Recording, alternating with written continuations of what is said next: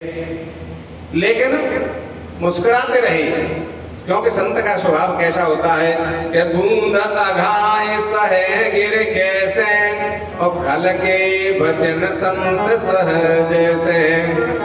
जैसे पर्वतों पे चाहे ओले बरसे, चाहे बूंद बरसे, चाहे धूप बढ़े, चाहे हवा चले, पर्वतों को कोई फर्क नहीं पड़ता। यही स्वभाव संत का होना चाहिए। चाहे कोई फूल माला डाल जाए, चाहे गाली देवे, चाहे कुछ भी कहे, लेकिन संत सभी बन सकते हैं जब सहन शक्ति तुम्हारे अंदर आ जाएगी, तभी तुम संत बन सकते हो। अगर तुम्हारे अंदर तमोगुण है, अहंकार है, तो तुम्हारी तपस्या नहीं चलेगी, नहीं बनेगी तुम्हारी व्यवस्था। तो महाराज आज वो बोले बाबा मुस्कुरा रही है। अब सब तो बोल रहे हैं फिर भी मुस्कुरा रही है। अब तो जा करके और उल्टा सीधा कहने लगे। जब ज्यादा उल्टा सीधा कहा तो नंदी खड़ा हो गया।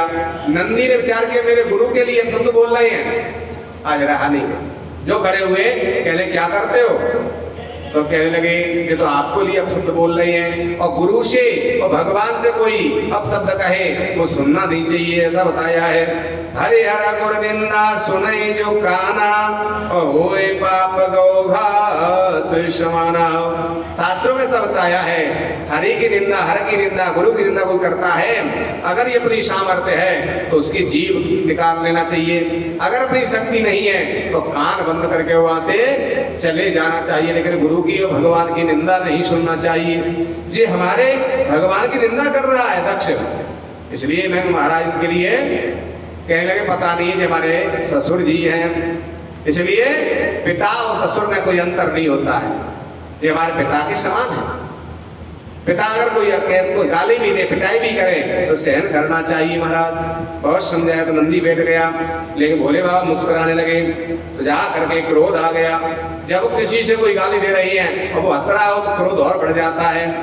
दक्ष के लिए और क्रोध बढ़ गया और जा करके और बोलने लगे गृहीत्वा मृषावाक्ष्यः पाणिं मर्कटलोचनः। देखो कैसे मेरे मरकट बंदर कैसी आंखें मटका रहा है।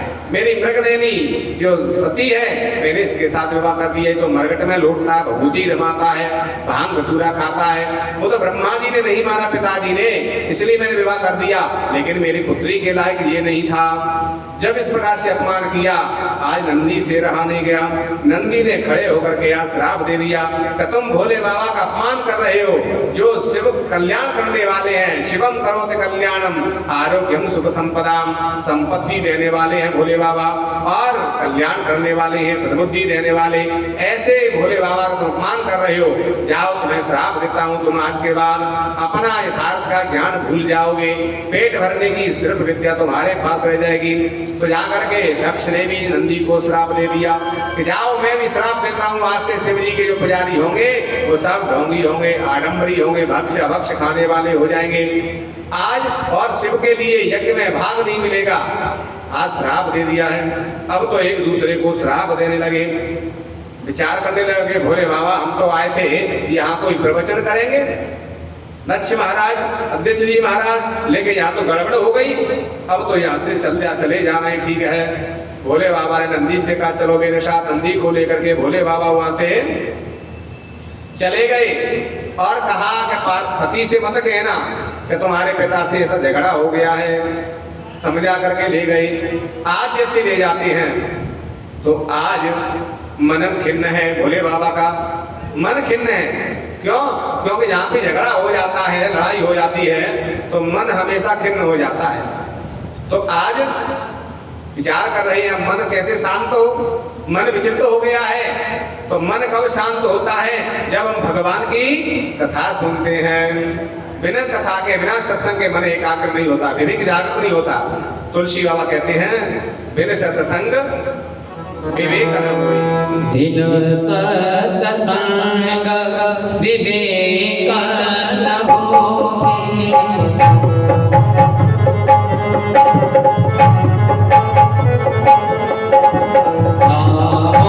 कृपा बिन सुलभन सोगी।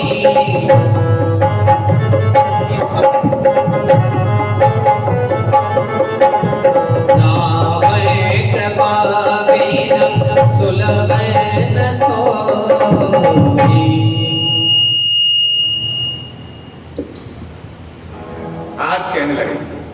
बिना विवेक के, बिना सत्संग के विवेक कैसे जागृत हो, मन कैसे शांत हो।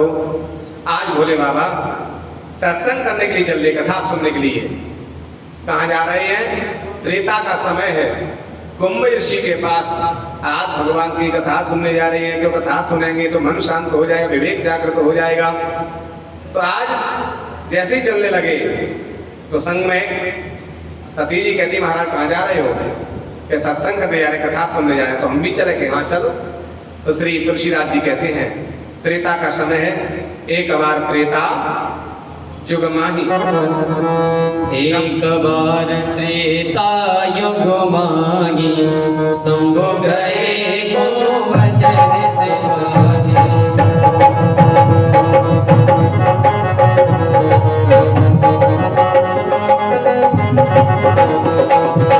संगसती जग जननी भवानी, पूज्यो निसी अखिलेश्वर जानी।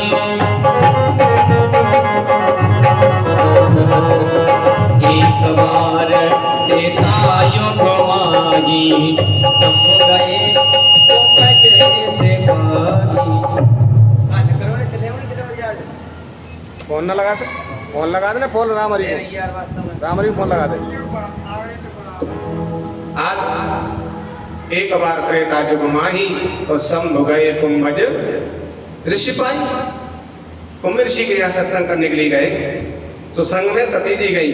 तो तुलसी बाबा ने जब भगवान की कोई कथा सुनने जाता है तो उनके लिए 3-3 स्टार लग जाते हैं। 3 स्टार जिसके लग जाते हैं वो थाने का इंचार्ज बन जाता है, थानेदार बन जाता है महाराज। तो तुलसीदास जी ने जो कथा में जाते हैं, जो भगवान की कथा सुनते हैं, उनके 3 स्टार लगा देते हैं।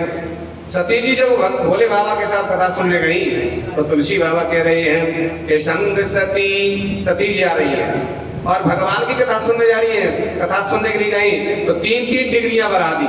क्या कह रही है कि संग सती जग जननी भवानी, जगत की माता जा रही है।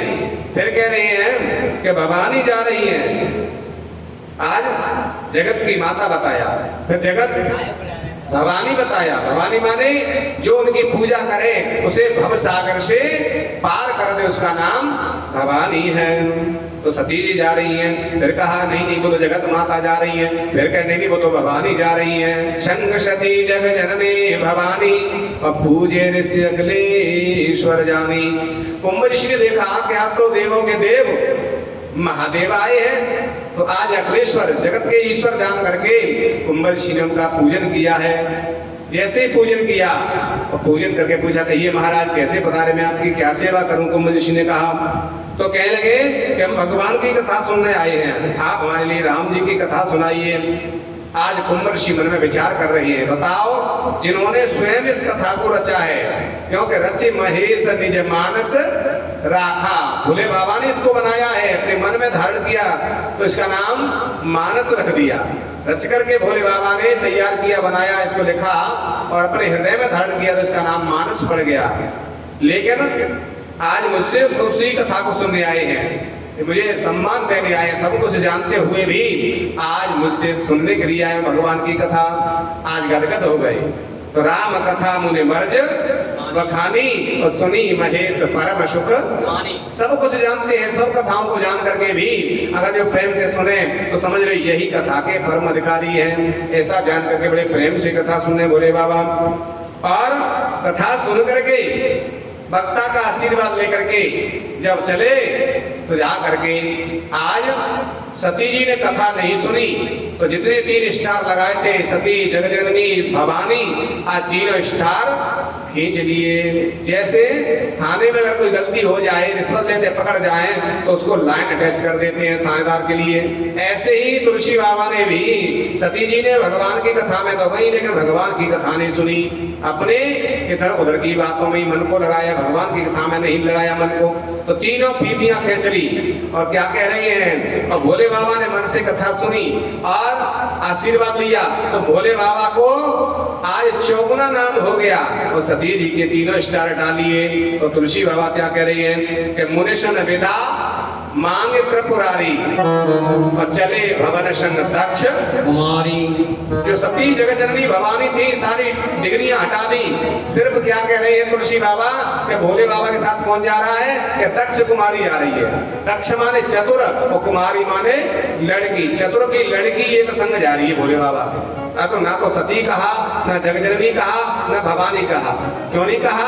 क्योंकि भगवान की कथा के लिए आए तो 3-3 डिग्री लगाई, इतना उनका यश बढ़ाया, लेकिन भगवान की कथा में जाके भगवान की कथा नहीं सुनी तो 3 डिग्रियां भगवान के उनके डाली तुलसी बाबा ने, और कह दिया दक्ष कुमारी संग जा रही है भोले बाबा के। भोले बाबा जब कथा सुनने गए तो भोले बाबा का नाम 2 अक्षर का था, शंभु गए कुंभज ऋषि पाई। शंभु 2 अक्षर का नाम था, और जैसे कथा सुनी तो भोले बाबा का 3 अक्षर का नाम हो गया। सुनी महेश परम सुख मानी, महेश 3 अक्षर का। और भगवान व्यास जी का आशीर्वाद लेकर के जब भोले बाबा चले कुंभ ऋषि से तो 4 अक्षर का भोले बाबा का नाम हो गया।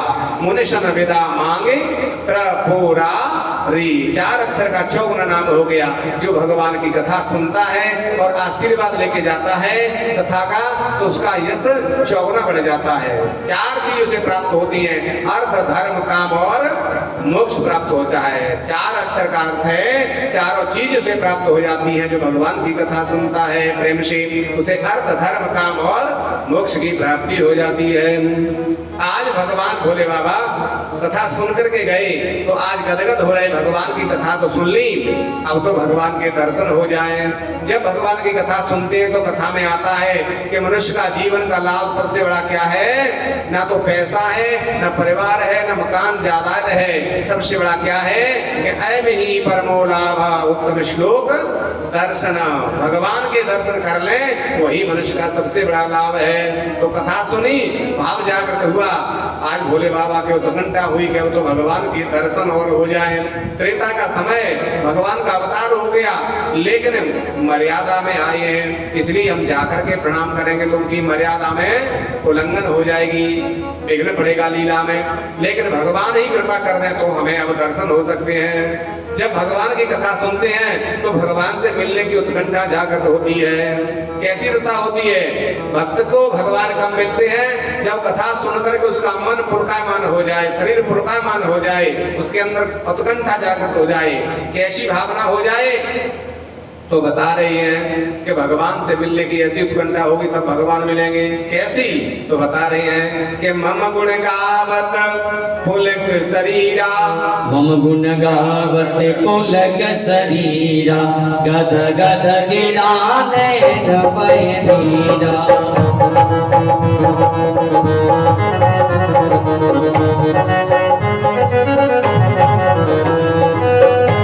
गुण गावत पुलक शरीरा, गद गद गिरा नैन भय नीरा। गुण गावत पुलक शरीरा, गद गद गिरा नैन भय नीरा। भगवान की भक्ति में भगवान के लिए जब हमारा ये भाव हो जाता है कि मम गुण गावत पुलक शरीरा, भगवान कह रहे हैं मेरा नाम लेते कथा सुनते उसका शरीर पुलकायमान हो जाए और गद गद कंठ हो जाए और नेत्रों से भगवान के मिलने के लिए अश्रुधारा बहने लगे तो उसे भगवान की प्राप्ति हो जाती है।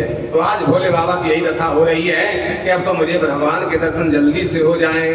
तो भगवान तो भक्त वत्सल हैं, भक्तों पे कृपा करने वाले हैं। आज मेरे भगवान लीला करते हुए त्रेता का समय भगवान को वनवास हो गया, सीता जी का हरण हो गया। जिस रास्ते से भगवान भोले बाबा जा रहे थे कुंभ ऋषि के दर्शन करके कथा सुन के, उसी मार्ग पे भगवान आ गए, राम जी आ गए और क्या लीला कर रहे हैं कि सीता जी को ढूंढते हुए जा रहे हैं। राम लक्ष्मण उसी मार्ग में आ गए और सीता जी को ढूंढ रहे हैं, वृक्षों से पूछ रही है, मृगों से पूछ रही है। जो दूर से देखा, आज भोले बाबा ने दूर से प्रणाम किया। जय सच्चिदानंद जग पावन, हस कई चले मनोज न सावन। दूर से प्रणाम किया। जय हो भगवान, आपके दर्शन की इच्छा हो रही थी। जय सच्चिदानंद जग पावन, जगत को पावन करने वाले सच्चिदानंद भगवान, हस कई चले मनोज न सावन। भोले बाबा को दर्शन भी हो गए। आज भोले बाबा की इच्छा पूरी हो गई, गदगद हो गए। आज तो झूमने लगे, नाचने लगे भोले बाबा। पार्वती ने, सती जी ने कहा क्या बात है? कौन को सच्चिदानंद कह रहे हो कि यही तो भगवान है। कुंभ ऋषि से जो कथा सुनी मैंने, तो जो कुछ कथा सुनाई कुंभ ऋषि ने, यही भगवान है राम और लक्ष्मण, इनकी कथा सुन के आया हूँ। विचार कर रही सती जी कैसे भगवान है, क्योंकि ये तो मृगों से पूछ रहे हैं और वृक्षों से पूछ रहे हैं, हे खगमृग हे मधुकर श्रेणी, और तुम देखी सीता मृगनयनी। ये कैसे भगवान है जो पेड़ों से पूछ रहे हैं? वो जड़ है, वो क्या बोलेंगे? पशु क्या बताएंगे, मृग क्या बताएंगे? ऐसे तो कोई मनुष्य नहीं पूछता है। लगता है भोले बाबा ने भांग ज्यादा खा ली है, तो भांग चढ़ गई दासों सब में भगवान सच्चिदानंद दिख रही है इनको। कहने लगे ठीक है होंगे, कह नहीं तुम जाके परीक्षा ले आओ, है कि नहीं? सती जी कहती हाँ जी ठीक है, परीक्षा ले आते हैं, तो पानी का पानी और दूध का दूध हो जाएगा। सती जी ने प्रणाम किया और सती जी परीक्षा लेने भगवान की चल दी। भोले बाबा ने विचार किया कि मोरे कहे न संशय जाई और विधि विपरीत भलाई, ना ही लगता इनका भला नहीं होगा। जो पत्नी अपने पति की बात नहीं मानती, जो शिष्य अपने गुरु की बात नहीं मानता, जो पुत्र अपने पिता की बात नहीं मानता, कभी उसका कल्याण होने वाला नहीं है। आज विचार करें, सीता जी को ढूंढ रही हैं, तो सीता जी का रूप धारण करके सती जी बैठ गई। जिस रास्ते में राम जी आ रहे, लक्ष्मण जी आ रहे, उसी रास्ते में सीता का रूप लेकर के बैठ गई। तो जाकर के राम जी की दृष्टि नहीं पड़ी, लक्ष्मण जी की दृष्टि पहले पड़ गई। लक्ष्मण जी ने देखा और पहचान लिया ये तो सती है। सीता क्यों बन गई है? लक्ष्मण दीखो माकृत वेशा, सीता क्यों बन गई है? लेकिन फिर भी राम जी से बोले नहीं। पहचान तो लिया लेकिन बोले क्यों नहीं? क्योंकि लक्ष्मण जी ने विचार किया कि हम जब जिनके चरणों के दास हैं, हम इनके शिष्य हैं, जब हमको इतना ज्ञान है तो इनको क्यों नहीं पता होगा? ये तो सर्वज्ञ हैं, अंतर्यामी है, घटघटवासी है, वो हम जाके सलाह देते हैं ऐसा कर लो, ऐसे नहीं ऐसे कर लो। जब हमसे सर्वज्ञ हैं तो हमें सलाह नहीं देना चाहिए। हमको इतना बुद्धि इतना ज्ञान है तो वे तो सर्वज्ञ हैं। तो इसलिए लक्ष्मण जी बोले नहीं, सब जान गए, पहचान लिया, लेकिन लक्ष्मण जी फिर भी मौन रहे। ये महानता है, ये लक्षण है। तो जाकर के आज राम जी पहुंच गए और राम जी ने जाकर के दोनों हाथ जोड़े, जोरे पाने प्रभु की न प्रणाम, ओ पिता समेत लीन निज नाम। भगवान ने भी पहचान लिया, राम जी ने हाथ जोड़ करके प्रणाम किया सती जी के लिए और कहा मैं राजा दशरथ का पुत्र हूँ, राम मेरा नाम है। तो यहाँ पर हमारी पत्नी सीता का हरण हो गया है और लंका का रावण हरण करके ले गया है, और तुम अकेली यहाँ कैसी हो? विपिन अकेले फिराओ के हेतु, कहाँ गौर कहाँ वृष केतु? तो भोले बाबा कहाँ है? तुम अकेली कैसी बैठी हो? जैसी आज कहा तो पायल में पृथ्वी खिसक गई। जिन्हें तो ये भी पता है कि सीता जी को कौन ले गया है, लंका का रावण ले गया है, ये पता है, और फिर भी ढूंढ रहे हैं। तो वास्तव बात तो ये है कि भगवान लीला कर रहे थे। रावण में इतनी सामर्थ्य नहीं है कि आदि शक्ति परम्बा भगवती जगत जननी सीता से हाथ लगा सके, हरण कर सके। ये तो भगवान लीला कर रहे थे, लीला पुरुषोत्तम है, अपनी लीला कर रहे थे। अभिनय चल रहा है भगवान का, मर्यादा में आए लीला कर रहे हैं। और भगवान रावण ने भी सीता का हरण नहीं किया था, क्योंकि भगवान कहते हैं कि जब तक मैं लीला कर रहा हूं, जब तक करो निशाचर नासा और तब तक करो अग्नि में वासा। तुम तो अग्नि में निवास करो। आदि शक्ति तो अग्नि में समा गई और अपना फोटो छोड़ गई थी, प्रतिबिंब छोड़ गई थी, इसलिए रावण उसको हरण करके ले गया। रावण में इतनी सामर्थ्य नहीं थी कि सीता का वो हरण कर सके, तो वो तो अग्नि में वास कर गई थी। प्रतिबिंब था, लीला करनी थी, इसलिए भगवान की इच्छा से ही रावण ले गया था जानकी को, भगवान की इच्छा से। उनको सब पता है, तो इसलिए कह रहे तुम अकेली कैसी हो?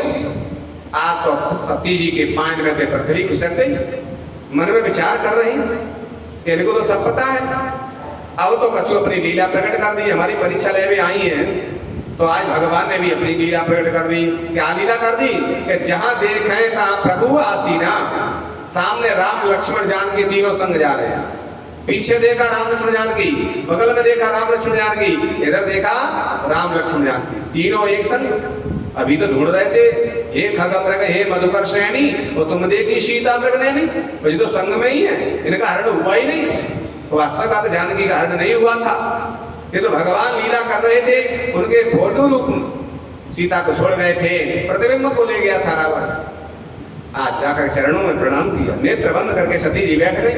भगवान समझ गए, बोले बाबा आज ये डर गई है, इसलिए राम जी समझ गए और भोले बाबा कई भाव समझ कर उनको लीला भी दिखाई थी।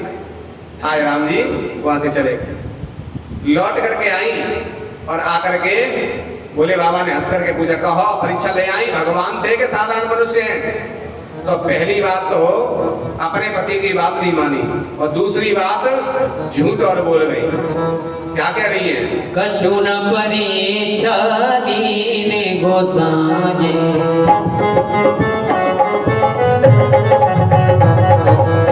कछु न परीक्षा लीने गोसाई,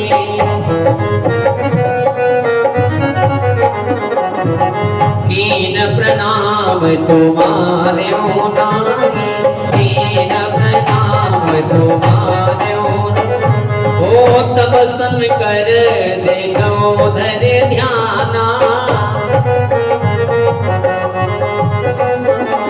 सती जो कीन चरित सगो जाना, सती जो कीन चरित सगो जाना। आज झूठ बोल गई। क्या कह रही सती जी? कछु न परीक्षा लीन गुसाई और कीन प्रणाम तुम्हारे ही नहीं। तुमने दूर से कर लिया और मैं पास में जाके प्रणाम करके दर्शन करके आ गई। भोले बाबा विचार कर रहे हैं, अगर पास में जाके प्रणाम करना था तो यहीं से कर लेती, लेकिन जब शंकर जी ने देखा तब शंकर देखो धर ध्याना और सती जो कीन चरित सब जो देखा कि जो सीता बन गई है और सीता मेरी इष्ट है, मैं भगवान को अपने हृदय में धारण करता हूँ, राम सीताराम जी को हृदय में धारण करता हूँ, जिन्हें तो मेरी माँ का रूप धारण कर लिया, मैं माँ मानता हूँ सीता को। अब तो संकल्प ले लिया, अगर मैं इनसे प्रेम करूंगा पत्नी जैसा तो मेरी भक्ति में बाधा पड़ेगी। शिव संकल्प लीना मनो माही,